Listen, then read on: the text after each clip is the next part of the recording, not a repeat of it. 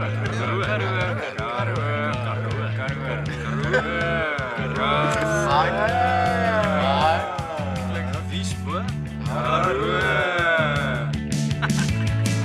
ek dink aan 'n Karoo man, al wat ek kan dink aan is pionierskap.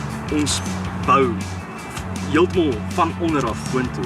Nog nie regtig 'n Karoo man gesien wat nie trots op sy voorkoms, trots op waar hy kom nie en ook trots op sy geloof is nie. Yes. Ek dink dit is 'n baie goeie eienskap wat van Akademia se kant af en ook deur Huis Karoo gevestig is om trots te hê op wie hy is.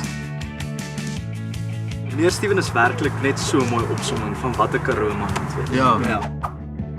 Hy's nie net 'n ou wat jy voel, hy gaan my nou uittrap as ek nou vir hom hierdie storie gaan vertel nie. Ja. Hy's 'n ou wat lag en dan gaan ek jou erger een. Ja, hy gaan letterlik.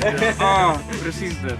Ek gaan vir jou sê hoe 'n Huis Karoo student vir my lyk vanaf my eerste dag.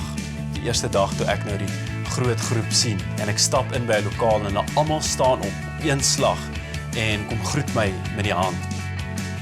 Karoo man se waardes weerspieël altyd Christendom en die Here. Dis 'n belangrike eienskap waarop ons baie trots is.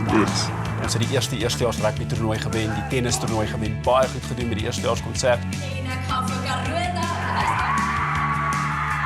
Hierdie groep persone het hierdie absolute bereidwilligheid om hulle merk te los. Ons is 'n klomp ser-ouens, ons is 'n klomp toneel-ouens, ons is 'n klomp ouens wat uit ons comfortzones uitgepush word. Dan praat ons van beste akteur, Meriteprys, beste toneel.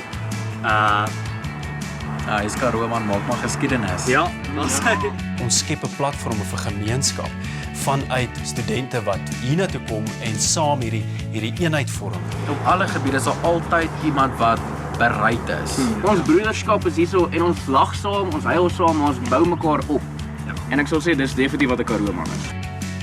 Op die ou end die vrugte wat ons daarvan pluk as ons wen.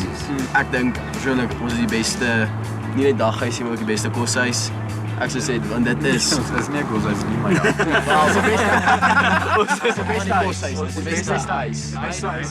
Hy sonder hy.